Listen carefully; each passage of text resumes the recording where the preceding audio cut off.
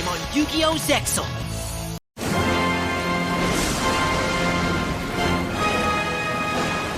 Gentlemen! You know, you can call me Steve. Yeah, I mean, there's no one else here.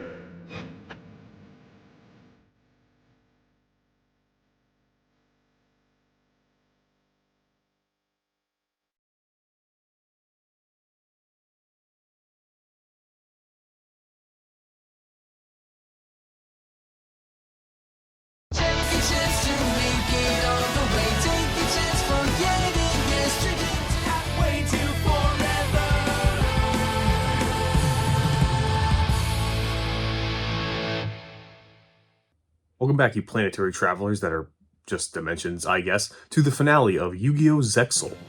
And that means we've officially reached the halfway point of this retrospective. Can you believe it? Considering this is Series 4 and I'm going up until Go Rush, which is the 8th one, yeah, we're technically halfway through all the Yu-Gi-Ohs.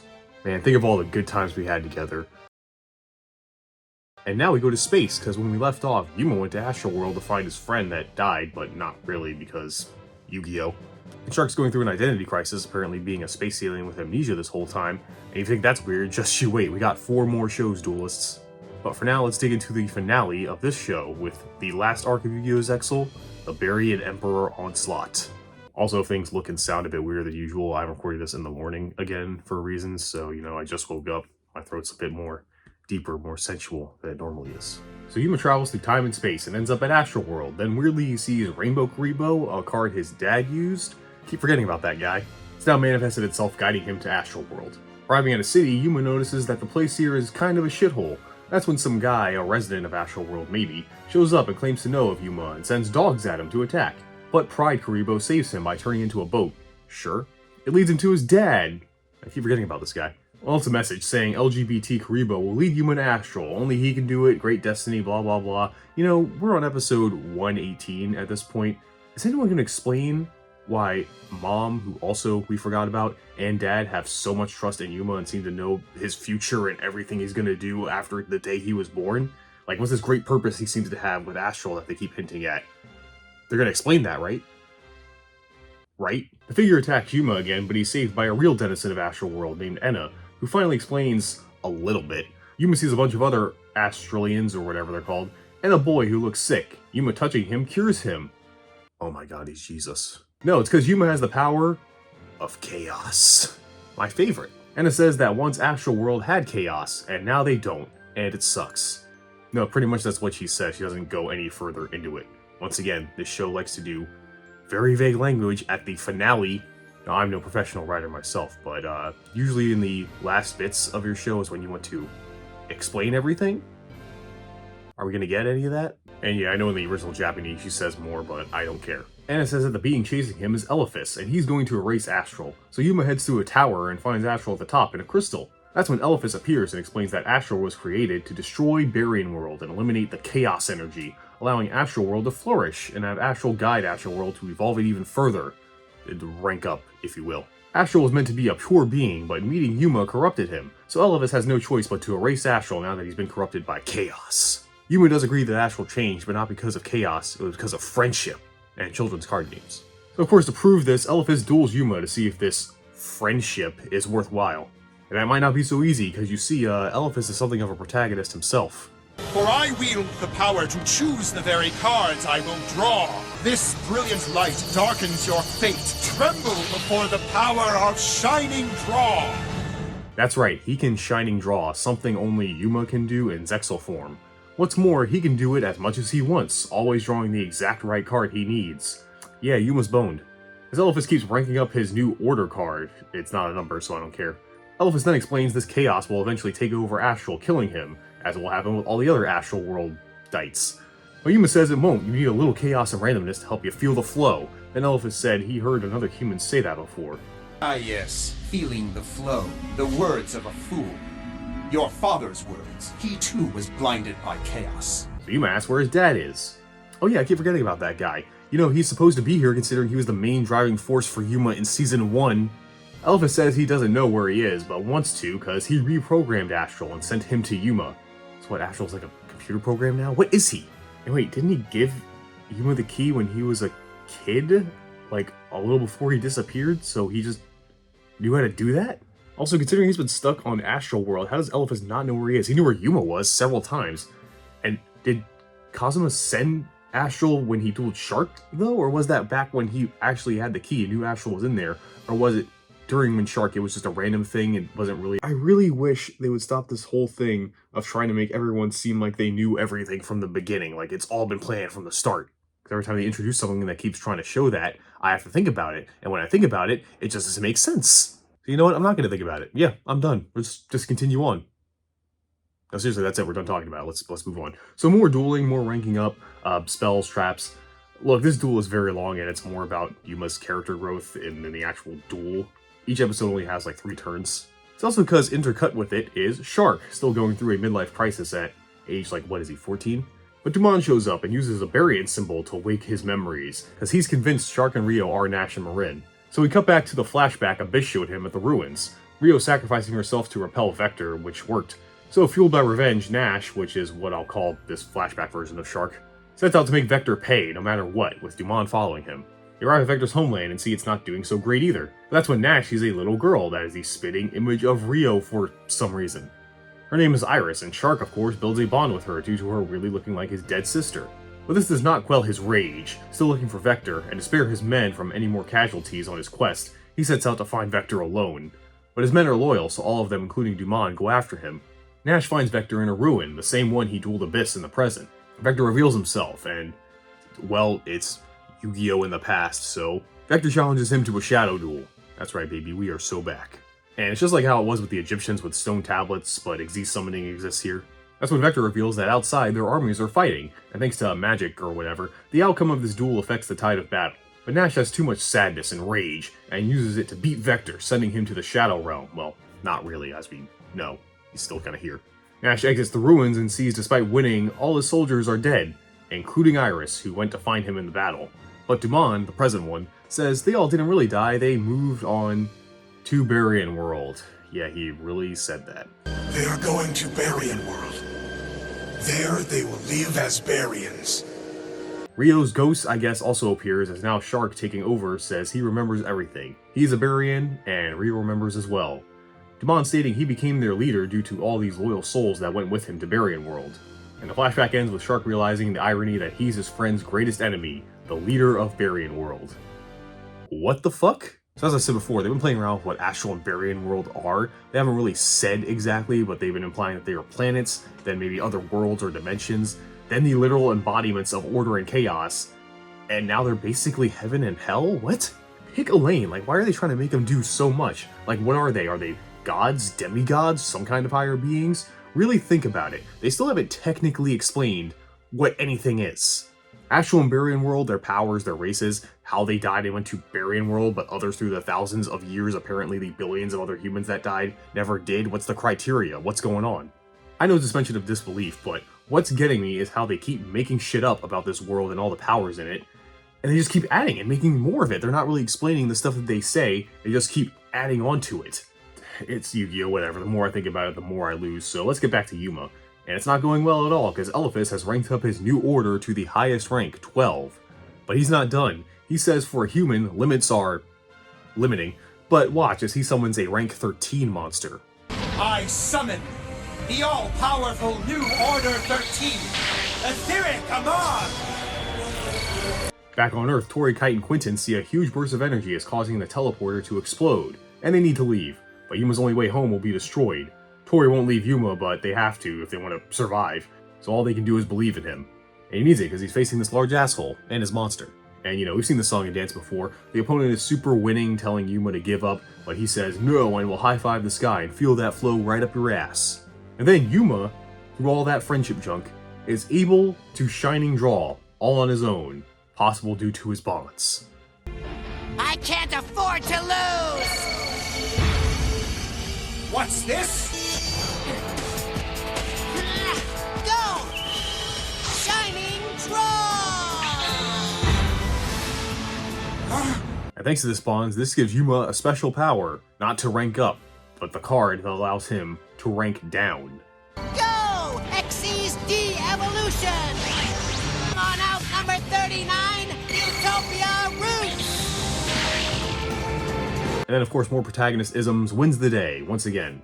And Elephas is true to his word, releasing Astral. The boys are back together. Yuma. It has been a while since we have been able to high-five the sky. I look forward to that chance again. Oh, you big jerk! I'll never let you go again. Never in my whole entire life. Now I want to be clear, I do not mean this in a derogatory way at all. I just find no other way to describe this show. Yu-Gi-Oh's pretty gay sometimes, isn't it? Elephas says, you know what, maybe you human monkeys and this Bond stuff isn't so bad after all. But no time for happy reunions as a massive energy can be seen from Astral World. And Elephas says Barian World has suddenly gained a tremendous power, and it must be because of Dawn 1000. And Astral explains to Yuma he's the big bad that he fought a long time ago. So Elephas hands them a card saying Astral's mission has not changed. Barian World needs to be destroyed for Astral World to survive. And Elephas uses his powers to send Yuma and Astral back to Earth because all that pink energy will spread there. The only power that can save us is the power of Zexel. And thanks to you, Yuma, I have learned that Zexel can only come from true friendship. Yeah, that's the best explanation we get to what Zexel isn't. That boy of ours never ceases to amaze me. I couldn't be more proud of him right now. Mira, I just know that Yuma's going to come through for us. Yes, and we know the reason. Because he's feeling the flow. What the fuck? Are you shitting me? We built up these two being missing, them being on Astral World, them knowing all the secrets of the universe apparently for over 100 episodes. And that's the payoff? More vague wording on Yuma's destiny? I like the show. I do, but it's really starting to lose me now that we're at a point where we should be getting explanations and payoff and descriptions of things. But instead, they're just saying the same things they've been saying since the beginning, just in a slightly different way. How did Yuma's mom get there? All this pink energy is created from two things: Shark and Rio returning to Barian World to become their leaders and destroy Astral World and the Earth. I'll talk about my feelings on that later. And that Dawn 1000's fusionizer has reached maximum energy or whatever, and they're about to envelop the Earth in chaos. Vector explains to Heartland that it contains 1 million numbers and will scatter them across Earth, which will help infusing Barian in the human world. So Heartland goes and drops royal rares all across the globe, and we immediately see the effects that the numbers are corrupting people, causing riots because they're all women now. Seeing these riots on TV are the Number Club minus Tori with Quattro and Trey, who are waiting for the others to get back, and Quattro, to make sure, asks if anyone picked up one of those numbers. And they all say no, of course. Flip says, "Where's Yuma?" And that's when the sub they're in meet up with Quentin, Tori, and Kite, returning, telling them about Yuma's cosmic one-way trip. Before they can figure out a plan though, Heartland appears, here to stomp out these troublemakers before they ruin their plans. Which starts getting set into motion as people start vanishing into a big pillar of light as the two worlds start to merge. Kite is especially not happy to see Heartland after, you know. And he asks how he found them. And he says one of them picked up one of his numbers. Of course it was Flip, and it happens to him too, getting absorbed. Heartland then tries to explain how this will help them destroy Astral World, but Kite already figured him out. And angry he interrupted him, and not being grateful for all that he did for Kite, the two begin a duel. And they find out with a world like this, it's all like a Barian sphere, so all the damage in a duel is real. And during the duel, Heartland uses the number that he got. Say hello to number 1! The most freakishly fabulous fly of them all! The king of the swarm, Infection Buzz King! Also, with something not good to say the least, that the numbers the assassins used were also fake numbers Dawn 1000 made. And Kite had one with him for quite some time, and has been slowly draining his energy, and he collapses. Back on Barian World though, a meeting is called, surprising Vector, especially when he sees who called it, the now returned Nash and Marin. Back at the duel, despite photons and stuff, the toll of number 2 has gotten to Kite, to the point that he can't duel anymore. And the other numbers that Trey and Quattro have affect them too, as Heartland collects them to power up. However, Kite will not give up and tries to draw his last pathetic card before completely collapsing. Seems like he's about to lose, but then...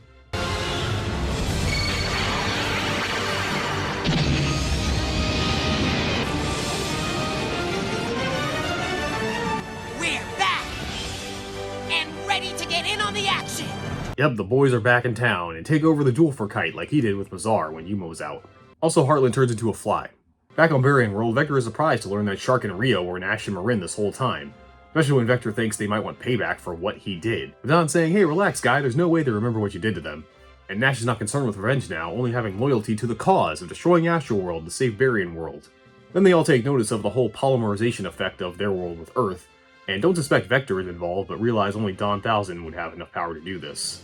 Vector suggests they all go down to Earth and finish the job, especially since, as far as they know, Yuma and Astral are gone. But Nash is not convinced, saying he knows they'll be back, and now that all 7 Barian Emperors are gathered, he shares his power with them, as they head to Earth. Back there, Yuma and Astral are holding their own against Heartland Stockman over here, but they realize they need to turn it up if they want to win. So they use their newfound trust and bond to go even further beyond. Together, we will high-five the sky! You are going down, Heartland! It's over! Yep, Zexal 3, it's the last one. And Flo feels in the sky let them win the day, beating Heartland using Kite's galaxy eyes. Since this is technically Kite's duel, he had access to it. Heartland thinks the Barians will defeat them and save him, but they're not very forgiving, as the fake numbers Heartland had burst into flames around him, forming an image of Don 1000, which Astral recognizes, and he's dead. The others run up to Yuma and tell him what's happened so far with World and Flip, as Kite seems to have regained consciousness but is still weak. Before they can come up with a plan though, big beams of energy rain down in front of them, revealing the 7 Barian Emperors in their human forms, shocking everyone when they see among them are their friends Shark and Rio, and that they're here for murder. My favorite. Okay, yeah, if there's one thing I don't like, it's Shark and Rio switching sides so easily. I get they are originally Barians, and they will show in the next few episodes that they do have some apprehension to fighting their friends. It is difficult for them. But they still do it? Why? And the way they portray it is like they have no choice in the matter, like they have to fight their friends. But they don't, no one's forcing them to do this. Don 1000 doesn't really have like mind control powers over them or anything.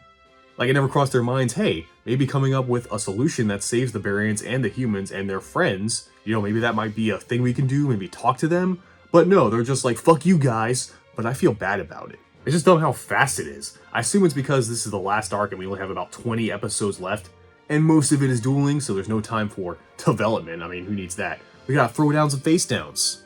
Anyway, suddenly Nash's Barian emblem and Yuma's key mind meld them, and they see each other's memories. I don't get why, this doesn't matter for anything, yet they act like it seems important. So Yuma's a little out of it now, and with Kite down, the heroes aren't looking too good. That's when Roku arrives, using smoke bombs to let them all escape. The Barians chase them, but we see a bunch of the jobbers Yuma has befriended come to help in the fight. First is god-tier character back finally. Nobody gets in my way, little girl. The only thing little about this girl is her fuse. You got that? Also the Red Sparrow or whatever. Stop and duel Mazar. Roku and Kaze handle Garag. Istro confronts Alito, looking to also get some payback. And Dextra blocks Dumont. Also Bronx deciding to do something which he hasn't done since the 96th intro episode, I guess. Stays behind to duel Marin, because remember, he likes Rio. Finally, the one to stop Nash is Quattro, which makes sense to me. And all these groups begin a duel, but the one we actually follow is Nash versus Quattro. And if you remember, each Barian has a number over 100, so we see Nash and Marin's. Up here, number 103, Ragnar Hero! Maxx C summon number 101, Silent on her arc! And surprisingly, everyone's doing pretty great. Yeah, for a bunch of tertiary characters, they all do well against the Barians. Guess they're not so tough. That is until now with Nash here, he is able to give them all a new power. Another rank up card. I'm sorry, I don't like these rank up cards. Even more now that I'm watching this anime. It's mainly used like usual cards to bring out a bullshit monster card that does the exact specific thing they need to do in that exact situation. That's nothing new. But making it one card that just brings out a big monster is so boring. At least do a combo or something interesting to watch. Don't care about the chaos forms either, except I think it's funny Silent Honor Arc becomes Silent Honor Dark. Like, I'm not the only one that thinks that's funny, right? Another thing we see is Nash is acting like an unapologetic asshole on purpose now, because he's trying to get Quattro and everyone else to hate him so they won't hold back because of their friendship. So it'll be easier for him to defeat them. You know, Nash could talk to them and find common ground, but I guess that's too reasonable. And now it's looking bad, as every other Barian beats the extras, which sucks because yes, this is the last time, pretty much, we see Anna and Dextra and the rest. And they all get absorbed into the pink sky. Quattro is next, because despite his new super awesome boss monster, I summon number 88! Gimmick Puppet of Leo! he loses and disappears into the ether.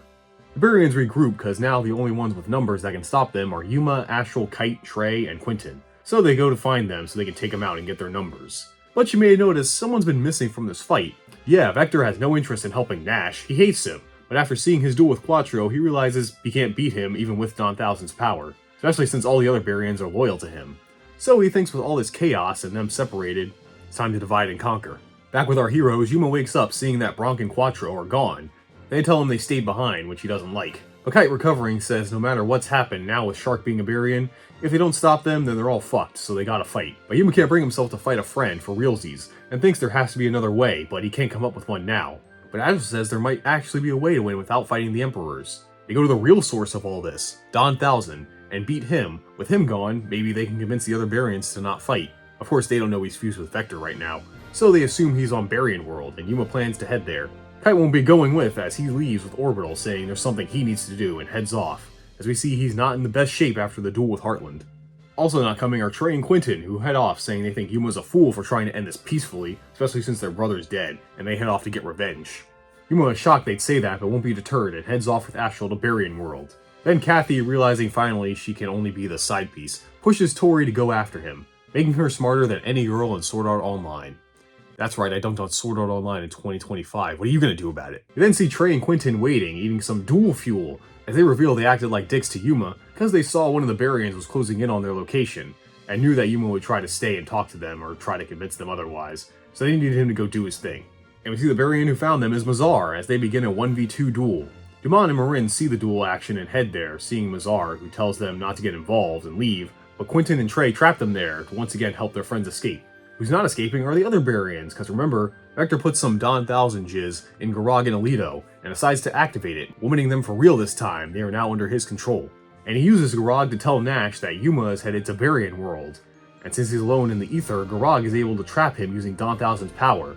Looks like everything's coming up the Ray way. It's not going his way as Mazar in the duel as Trey and Quentin make Mazar look like a fool with all his boasting when he's unable to even make a play at one point. But this backfires because of Mazar's pride. This sets him off, and combo, one turn later, he wins. Quentin and Trey lose. But before the last attack happens, realizing they're cooked, the bros aren't sad as they see a rocket in the distance take off, as does everyone else, and Quentin broadcasts this duel to Yuma in the airship, somehow. He then explains this whole time they were only trying to buy Kite time, because he's headed to the moon. While they were working on the interdimensional transporter, Kite had a theory about the Numeron code. Oh yeah, the big MacGuffin everybody wants, but no one really talks about or acknowledges and keeps to constantly forget about all the time, almost like it doesn't matter. That thing, I forgot about it. He thinks getting numbers might not be enough, that the Numeron code might need some kind of key, like a specific number card.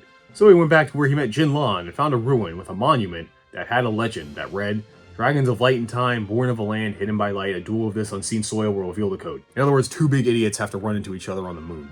And while there, Kite's galaxy eyes resonated, confirming it's referring to the Galaxy and Tachyon dragons. Yuma, now realizing Trey and Quattro stayed behind to help him, wants to go back, but it's too late as Mazar finishes them.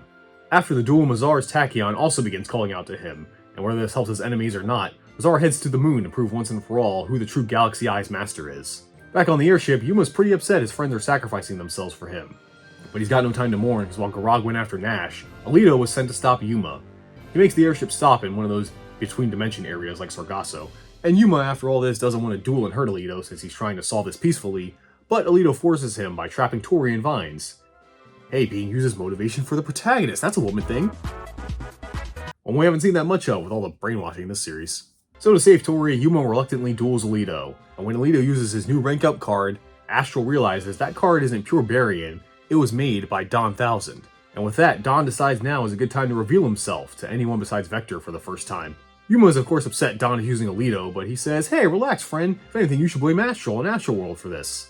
And Don's in an exposition mood today, I guess, as he reveals technically Astral World created him, cause when they rid their world of all the chaos, it had to go somewhere and became this entity we know as Don 1000, a pure being of chaos. He also reveals the true purpose of the Matherian numbers. They were actually seals on his power, and was basically using Vector and them to help remove them for him, so now he's at full mast. As he laughs, disappearing, telling Yuma and Astral to come face him since now he's at full power again. And now knowing he's being womaned, Yuma is determined to break Don 1000's spell over Alito with friendship. But it's not enough. What do you do when friendship's not enough in Yu-Gi-Oh? I'm actually stumped. How'd they win? Well, it turns out Astral might have something even more powerful than friendship. Punching. Because remember, Kazuma also wanted them to find the numbers. Still don't know why he knew any of that. And that since they were used to seal Don 1000's power, maybe they still have that power. And since they are connected to the Barian Emperors, maybe using it on Alito will help him regain his memory. But if you remember, Lionheart is kind of a risky card. However, Yuma's a pro tag, trying to help his friend, so he'll be fine. He summons number 54, and it actually works. When Yuma attacks Alito, his memories come back. But not just as a Barian, the ones as a human. Where we see before he was put to death, a strange cloaked man approached him, filling his head, saying, "Hey, relax, guy. By the way, everyone you know and love is going to betray you, so relax, buddy, and embrace chaos." And this same man is the one who executed Alito, and is like, "See, friend, I told you." So Alito curses the prince and the rest for doing this, filled with rage and revenge as he dies, and then was reborn on Barian world. Now free from the Don's control, Alito frees Tori, but the duel's not over, because he's still a Barian and a duelist, so he wants to beat Yuma. A protagonist, so Yuma wins, and Alito remembers his last memory as a human. He was brought before his friend the prince, who ordered his release. But then suddenly, behind the prince, he hears someone say, "Hey, relax, guy. I need my buddy here to die, so I can use him later." Cause yeah, if you haven't figured it out, this cloaked figure is actually Don 1000, who using the 105 card manipulated Alito's memory to make him think he was betrayed, as he also manipulates the prince to execute him, so that when he dies and is reborn as a Barian, he'll be all angry. So now with all that, Alito, despite feeling bad for doing terrible things to Yuma and his friends, realizes that Don 1000 is the real baddie here, and decides to work with them for now to beat him. Alito telling them Don 1000 right now is using Vector as a host, and they need to find him, but they don't know where he is, so they just decide to keep heading to Barian World for now. Too bad for them, Vector and 1000's plans are smoothly in motion right now, because on Barian World, Dumont and Marin return, and see Vector waiting for them on Nash's throne. And he's done with the subterfuge. He says straight up he's here to kill them and absorb their power, and he'll do it with the help of Don 1000. Okay, so now 3 things are kind of happening simultaneously at this point, so to streamline it, I'm going to describe each individually. The first is Garag catches up with Yuma and co., and to free his friend from the Don's control, Alito duels him instead of Yuma. Let's set the duel on fire! Number 58, Murder Friendship happens and Garag is released from Don's control, but Alito loses the duel and gets, Actually, did Alito win a single duel this whole series?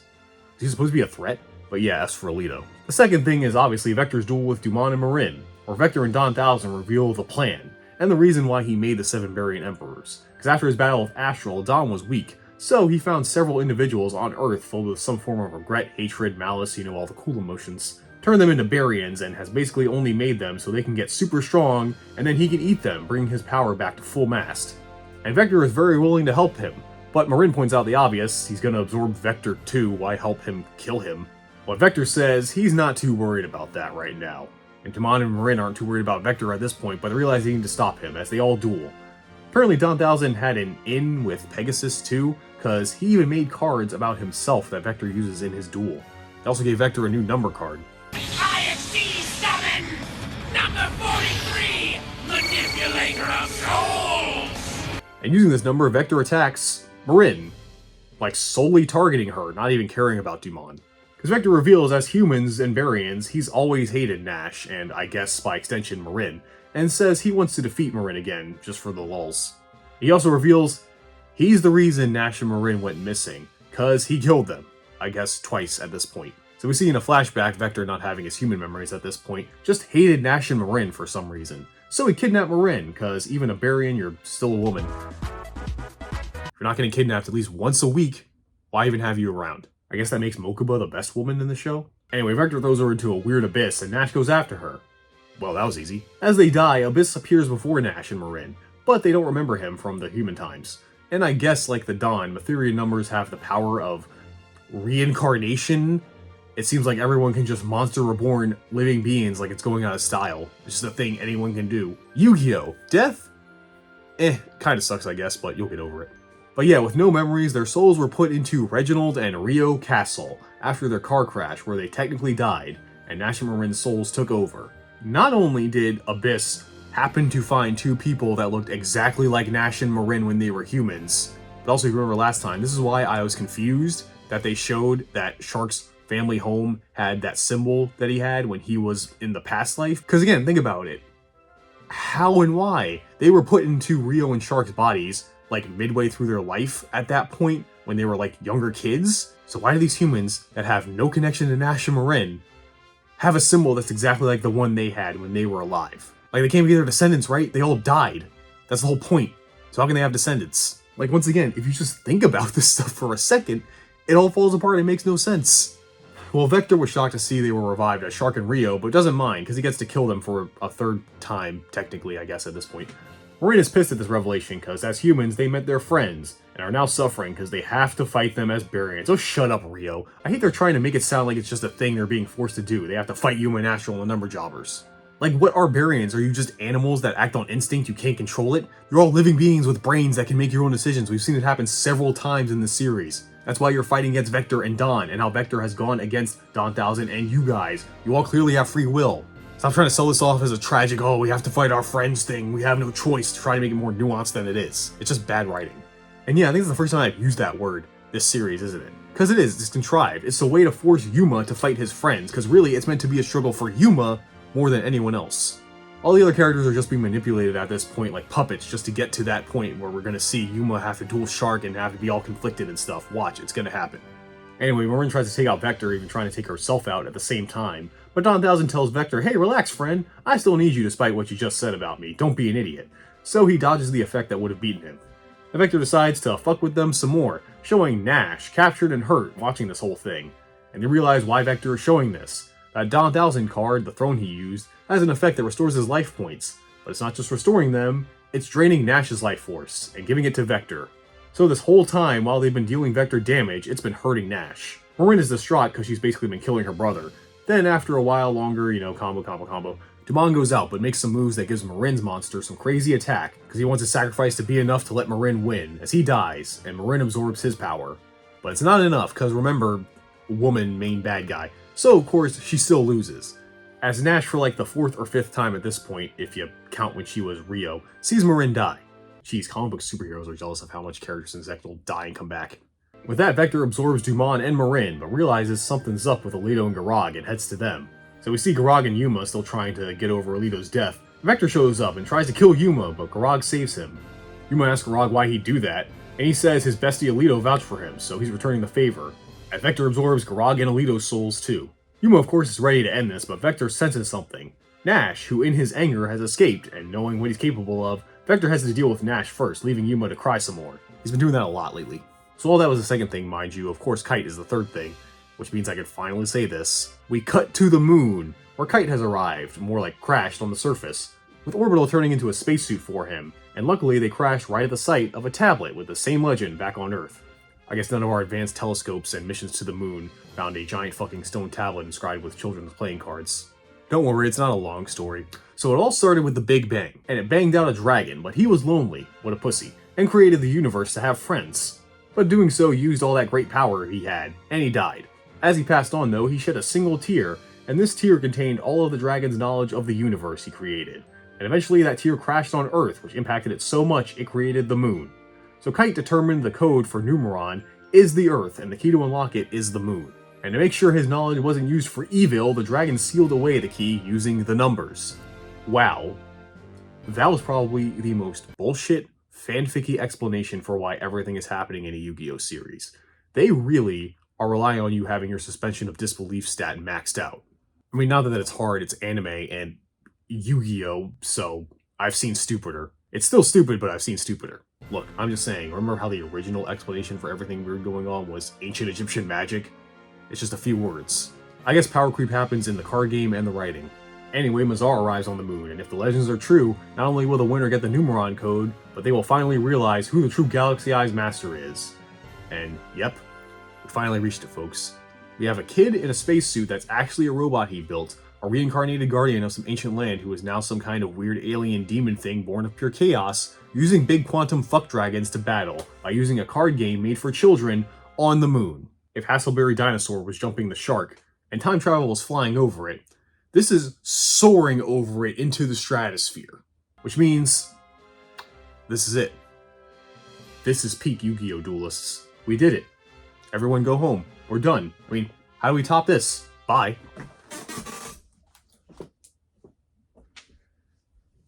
Okay, well, we've come so far, I might as well finish it off, alright?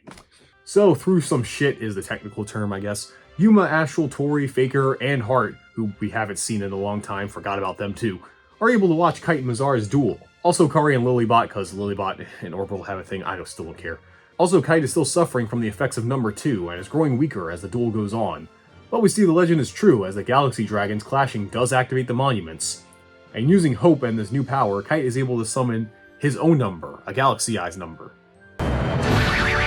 I'll bring into existence a dragon never seen before. Now arise, number 62, Galaxy Eyes Prime Photon Dragon! Later, Kite brings out Jinlan against Mazar, and like with Alito hitting him with his own number, gets Mazar to remember his past. Long story short, humans bad, big lizard good, Dantas manipulated him too, like all the others. But this won't stop Mazar from proving he's the one true Galaxy Eyes master, which is not good for Kite since he's getting worse and worse as time goes on, even losing his sight, but Orbital is able to help him duel somewhat, until one good attack cracks his helmet. But remember, anime, so he's fine for now. And thanks to bonds and stuff, Kite does it. He wins, and is able to prove he's the one true Galaxy Eyes master. And winning the duel, he gets the Numeron code, which is in the form of a number card, number 100. However, Kite and Orbital exhausted the last of their energy, as Kite collapses and Orbital shuts down. And he hands Mazar the card, because he won't need it where he's going. Told you. I knew I was the true Galaxy Eyes master. Yeah, that just happened. Kite died. Like, for real, he's dead. He went out like a G, I guess. Do people still say that? And Yuma, once again, watching Kite die, again declares he will beat Don 1000. Yeah, I get it, everything sucks so he won't fail. It's like a broken record. Back on Barian World, Vector is waiting for Nash and decides to use his new power from absorbing the other Emperors to seal Don 1000 away, only for a bit, showing he's even stronger now. Nash shows up and immediately tries to kill Vector, but of course they have to settle this with a duel. And of course, to fuck with him, Vector summons all the other Barian's numbers to remind him they're all dead. That's the asshole we love. And his new power is so great, he achieves his own final form. Neat. Also, Yuma shows up and starts watching the duel, and despite Vector having the upper hand at first, even using this area that resembles the place he and Nash first fought for realsies. Because if you remember his past, the real one, not the dub one, Vector slaughtered all his people, including his own parents, going crazy with his evil. But after Nash recovers, he's able to gain control of Vector's Chaos number 65. And since it's his own number, when he's hit by it, Vector's memories resurface. And it turns out his dad wasn't so great. He was a conqueror, but he eventually becomes old and sick, and Vector, now all grown up, becomes the leader, and doesn't want war or violence, and vows to lead his people to prosperity, with peace and happiness, you know, all that bullshit. And Dad is so pissed he gave birth to a pussy, so he tries to kill Vector, but his mom jumps in the way, saving him, and Dad dies right there to his illness. That's when Don shows up and manipulates Vector's memories, making him think he killed his own parents, and that he's just as bloodthirsty as his dad. So he invades everything, meets Nash, and you know the rest. Also, everyone was able to see Vector's memories through magic and junk, I guess, and Vector, now realizing what Don has done to him, turns a new leaf. And weren't for him, he'd be normal, he'd be good, but because of Don 1000, he became kind of the Joker, I guess. So overcome by this revelation, he urges Nash to finish him since Don is in his body, so if he goes, so does Don 1000. Yuma, wanting to save everyone, tells Nash not to, but he attacks Vector to finish him off. Psych. I activate my trap! Trick Buster! Maybe I should have been an actor. The way I managed to fool you all! You guys! Talk about being gullible! You actually fell for the poor me bit! Yep, Vector faked it, even fooling 1000. Those were his real memories that actually did happen to him. But he doesn't care. He knew Don did something to him, but now is stronger than him, so he put on that whole act so Nash would be in a worse position and allow him to win.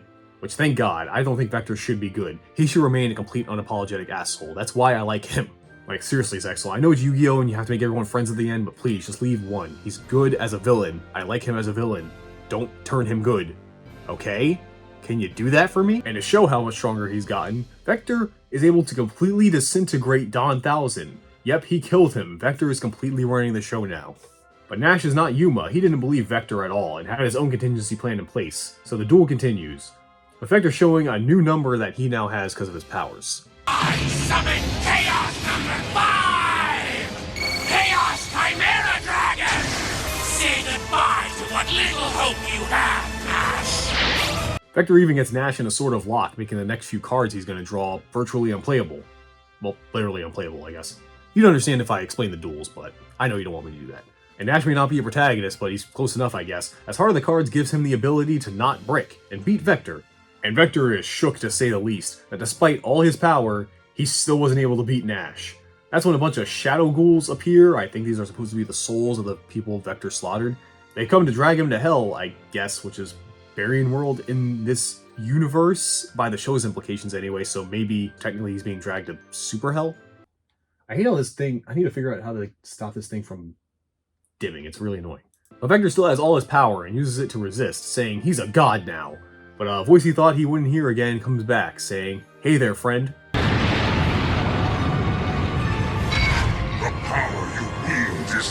yours, Vector. Yeah, Vector was never in control. Don gave him his powers, so of course they wouldn't work on him.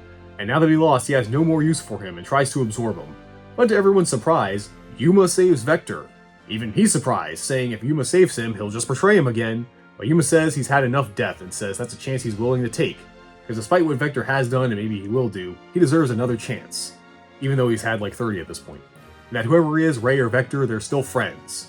You know, Yuma, I get you're a Yu-Gi-Oh protagonist, but some people just need to burn. And Vector is like, okay friend, then I'll bring you with me, we can both die. And Yuma says he's okay with that, because after seeing his past, he wants to assure Vector he's not alone. Vector says the world needs more people like Yuma and not him, and he lets go, letting Don Thousand absorb him. Like I said, we shouldn't give Vector redemption. It's fine, he can be a pure evil asshole. Some people are just assholes in the world. That's okay, not everyone has to be friends. Well, whatever, this turns out to still be bad, cause now Don has the power of 5 Barian Emperors, and a light appears as he reveals his true final form. He looks like an alternate color version of Gil from Street Fighter. And the heroes see behind them Heartland City, as Don has now begun merging Barian and the human world. That's when Mazar shows up, back from the moon, saying he's here to fulfill Kite's last wish and hands Yuma number 100. But he might not need it, because Mazar says he's here to right the wrongs Don Thousand made them do as Barians, and challenges him to a duel. Don goes first, and of course being the ultimate big bad we've been building up for the past, 40 episodes I guess, he passes and does nothing. Well, this'll be easy. Don didn't even put any hand traps in his deck, so Mazar combos off like he's playing a fighting game. And with the card Dragon King's Demise, he's gonna OTK him. He did it! Yeah, Mazar beat the big bad. Don didn't even put any hand traps in his deck, and Mazar combos off like he's playing a fighting game. And with the card of the Dragon King, Mazar kills himself in one turn. Wait. Oh my god, why does every last boss in Yu-Gi-Oh! Have some stupid weird time power? But yeah, Mazar loses, being absorbed by Don, now even stronger with the power of 6 Emperors. So the last ones here to stop Don are Nash, Yuma, Astral, and Tori, I guess. As the big final boss duel begins, Don Thousand versus Yuma, Astral, and Nash. And like the last duel, Don simply passes on his first turn. But when Yuma combos off on his turn, Don activates a trap card on his field, negating Yuma's Exist summon. But he didn't have a card on his field before. Yeah, shenanigans are definitely happening. And Thousand says he simply rewrote the past, and Astral realizes there's only one way to control time and space. Don Thousand has access to the Numeron code. Because Astral realizes what Kite figured out, the Earth itself is the Numeron code. And while he doesn't exactly know where it is, merging with the Earth is what gave Don the power of the Numeron code. That's why he wanted to merge Barian and Earth world. Honestly, while big in scope, not a bad plan. And it's kind of time powers, but not really. Cause Don says this whole area is a field spell called Numeron Network, which lets him activate a card with Numeron in it from his deck once per turn if he has no cards. That's what he's been doing. And it does also allow him to manipulate his opponent's cards. That's just a Numeron code thing in general. What's more, with this power, he is fulfilling his true goal of destroying Astral World, as Yuma and Nash's life points are tied to it, and if they lose, so does Astral World. Literally, everything is at stake. And using his Numeron powers, Don Thousand summons the real first numbers. First is number 4.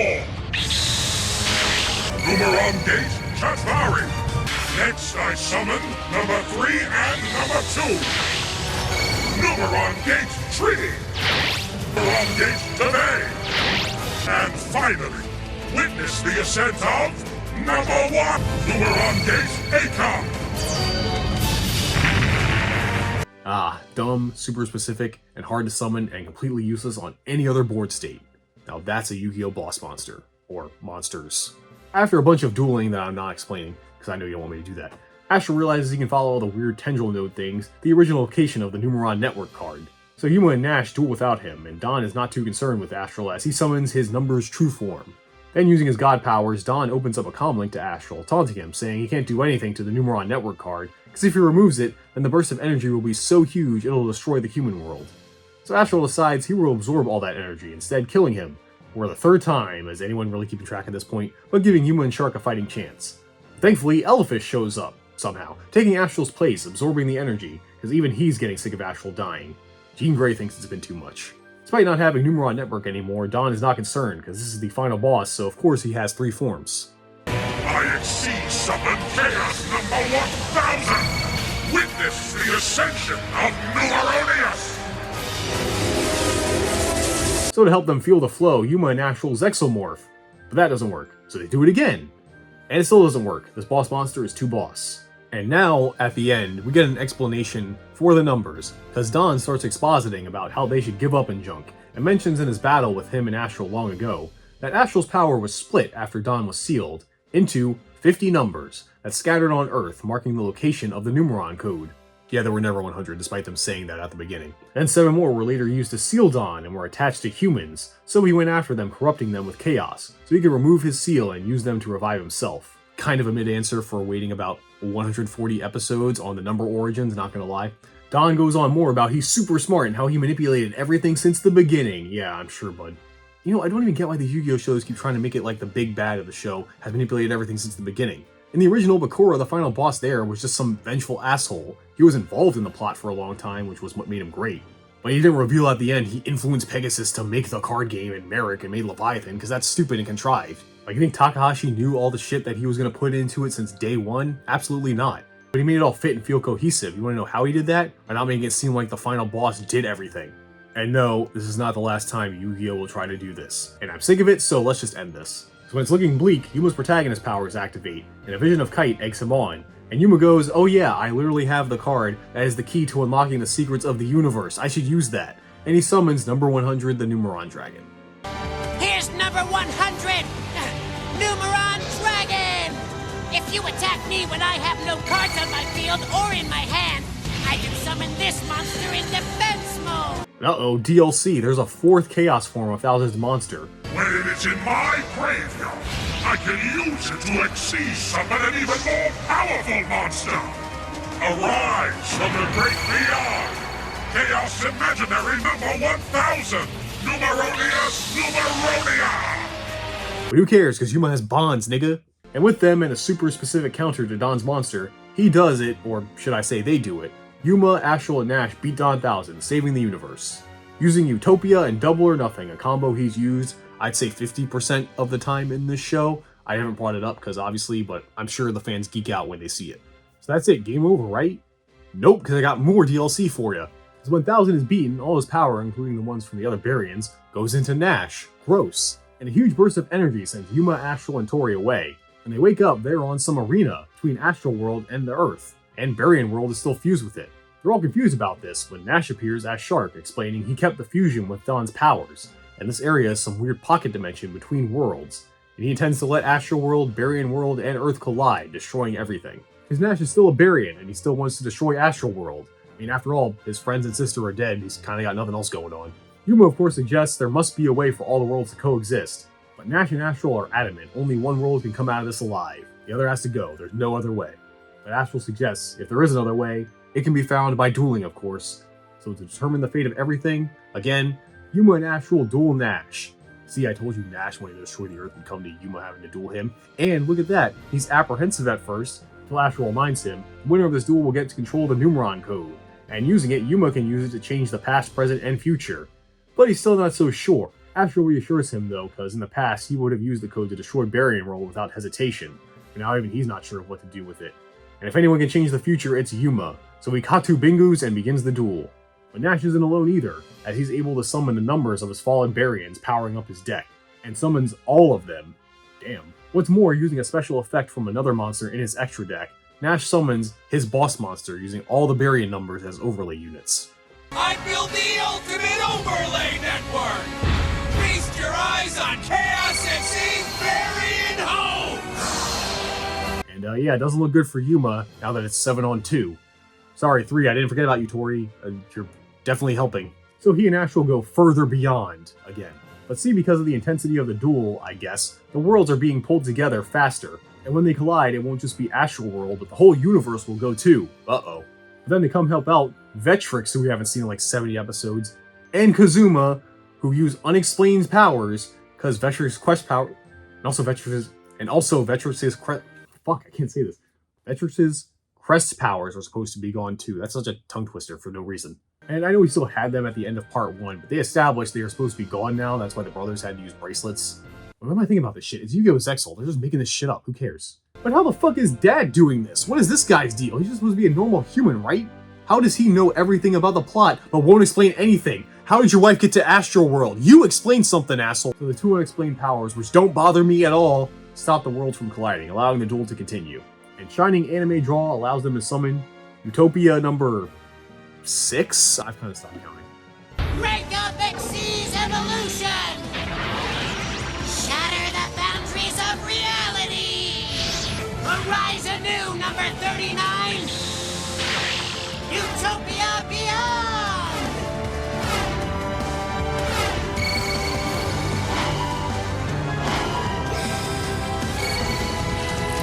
Cards. Eventually only Utopia and Shark's Black Ray Lancer are on the field, and the two reminisce about old times, like that tag duel from episode 12. And Yuma again tries to convince Shark to understand his view, but Shark says he does. He always has. But just because they understand each other doesn't mean anything, because he has people that trust in him, and he's carrying their feelings, and wants to protect them. But now that they're gone, he refuses to lose. Lose? Where's Yuma heard that before? Oh right, the door! Man, it sure is nice when these things suddenly become relevant right when the protagonist needs them. It's very... what's the word? Stupid. Now more weakened, Shark uses his old monsters instead of Nash's and summoning Bearing Hope again. He manages to get Yuma down to 50 life points. And we've seen this shit before. Yuma is like, damn, I'm in an unwinnable position for the 100th time. Guess I'll die. Then Tori is like, Yuma, stop being a bitch and duel. How many times do I have to tell you this? Again, showing Tori actually does do stuff in this show, despite it happening the same way every time. Hey, you know what? I officially declare Tori the best heroine of Yu-Gi-Oh!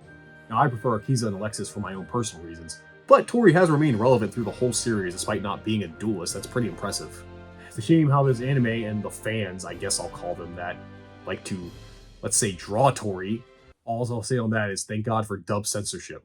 So they Zexel morph again and again and manage to combo, allowing Yuma to use double or nothing to win. See, I told you he uses it a lot. Well, Yuma would have used it to win, but again, thanks back to that door, and how he would lose what's most important to him, and suddenly he cancels Zexel form. And Yuma says he realizes what that esoteric door meant.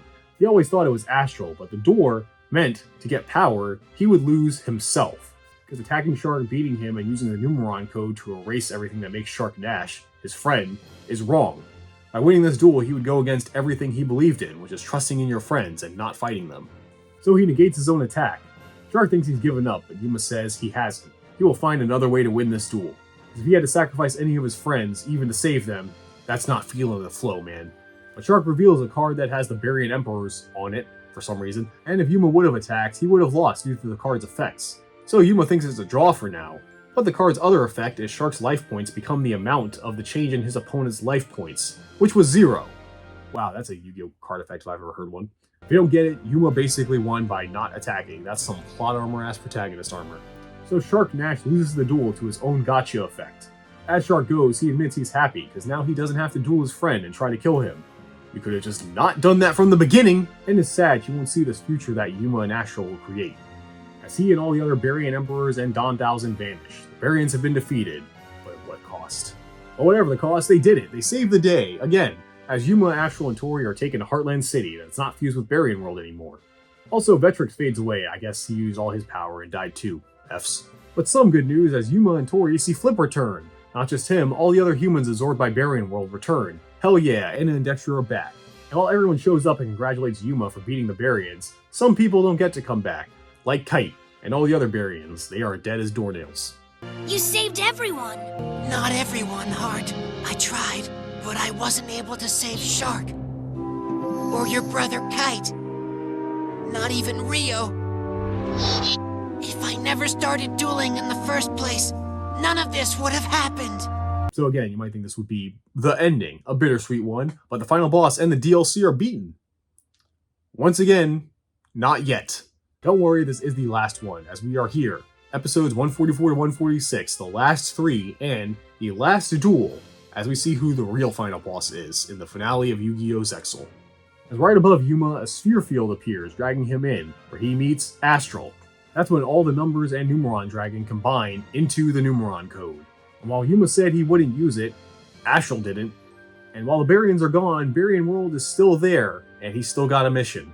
So Astral will use the Numeron code to erase Barian World from existence. Yuma is surprised despite everything, Astral will sacrifice something to change the future, which, you know, doing the opposite is how they have gotten here. But Astral will not budge. He's going to use it to complete his mission, and that's what Yuma will do about it.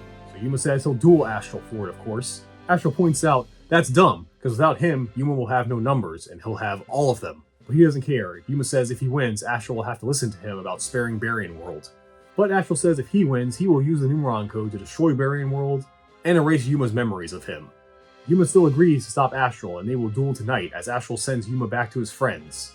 In the key, Kazuma appears to Astral, and I would like to say this is where we get insight on how Kazuma knew anything, but it's just generic dialogue like, heh, you've changed, boy you're a weird human, don't care, doesn't matter. Yuma meanwhile is trying to figure out what to do against Astral's stacked extra deck. Incoming!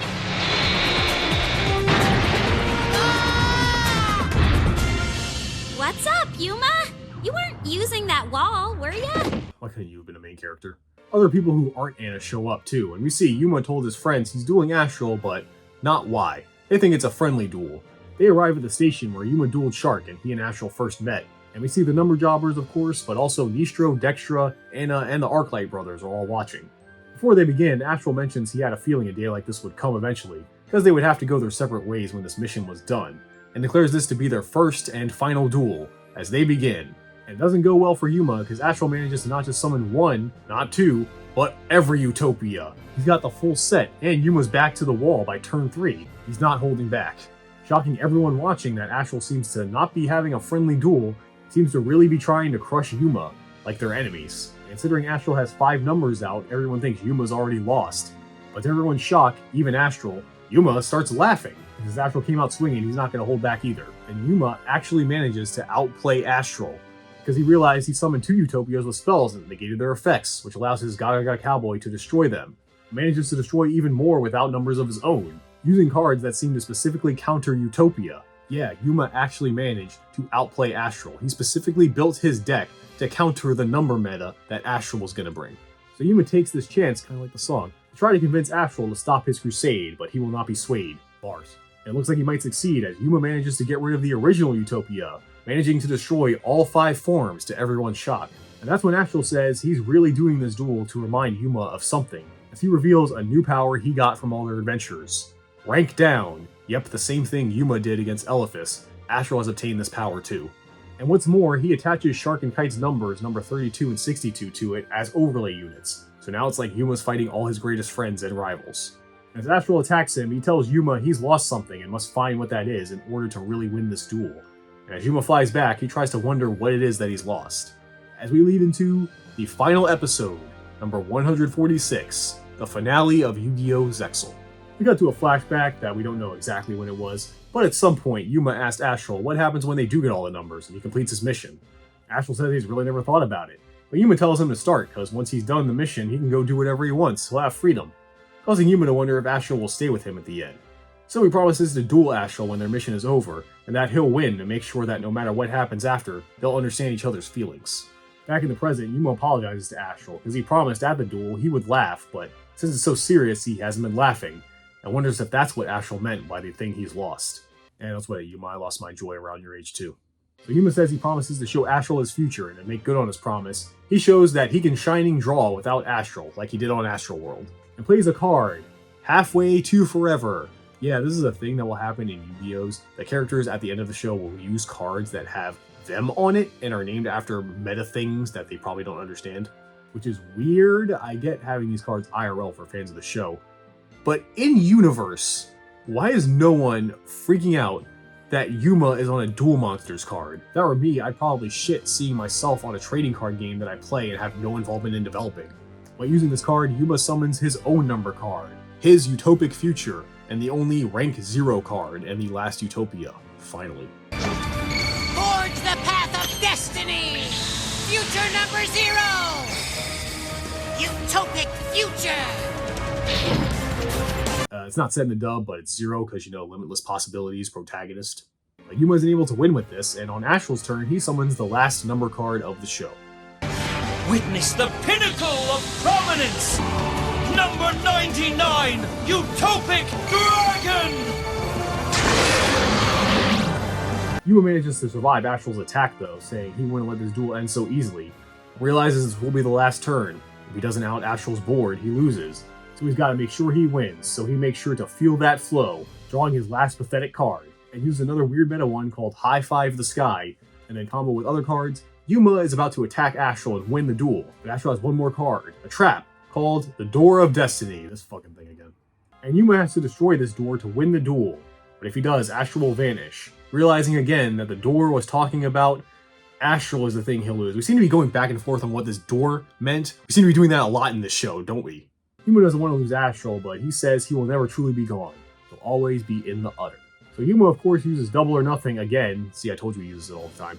And says he will never forget Astral as he attacks, destroying the door, winning the duel. Yuma has officially beaten Astral all by himself. But it's not really a happy ending, as everyone simply stares, seeing that Yuma won. And Light of the Numeron code appears, as Astral says it's time for him to go. Yuma says he won't cry, because he will see his friend off with a smile. It's time for us to part, Yuma. I know. Thank you. Don't worry, I won't cry. I have always enjoyed seeing your smile. I will remember it. Always. Thanks for everything. We're friends forever. Likewise, Yuma. Friends until the end of time. Bye, Astral! My final observation. Even galaxies apart, friendship is forever. So now, epilogue. It's sometime later, and Yuma races Bronx to school like usual, and loses. And deciding his punishment for losing is the student council president, Rio. We also see a bunch of other Barians here, alive and well. Even Shark is back.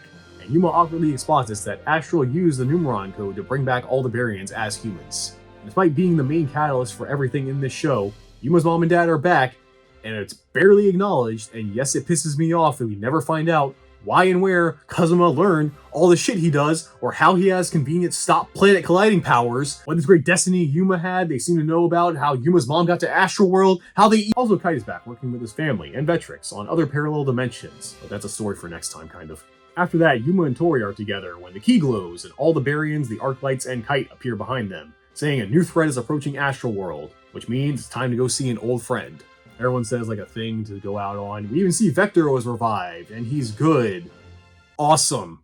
Well, at least Tori continues to be the best heroine, because she's the first and only girl, I'm pretty sure, to actually confess her feelings to the main character. Wanted you to know that I'm gaga over you! Well, it's the closest we'll ever get anyway, as the series ends with everyone flying off, feeling the flow, going to help Astral and Astral World one more time. You don't have to feel scared or alone, Astral. Just you're feeling the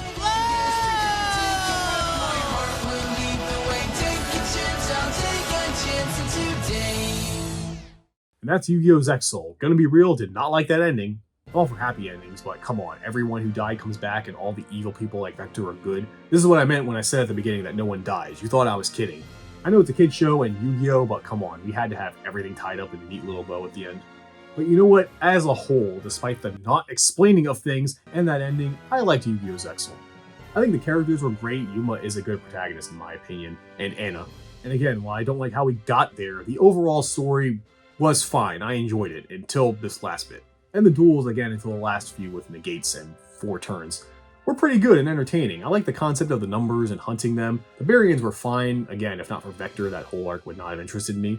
I don't like Shark being a Barian, the leader too, and if it had to be this way, why try to do that whole I must fight my friends, showing he doesn't need to do that. He could have talked to them. He was shown he didn't want to fight them. It was stupid and forced. I still don't like that.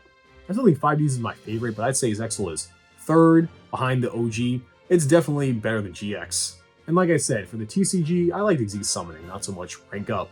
But to me, this was peak Yu-Gi-Oh! But that's Zexal, that's all I got. There's no movies or extra undubbed episodes here. It's all over. So now that we're done feeling the flow, it's time to move on to the next series, where we're going to cyberspace. That's right, it's time to link into the Vrain. Oh, hey, wait. You skipped one. Vrains is the next. No, I didn't skip any. That's the next one. According to my notes, it's Arc 5, right? That's the Link one. No, that's the Pendulum one. The what? Oh, that's the one with Pendulum Summoning. Pendulum Summoning. Pendulum Summoning. Pendulum Summoning. Pendulum Summoning. Pendulum Summoning. Pendulum Summoning. Pendulum Summoning. Pendulum Summoning.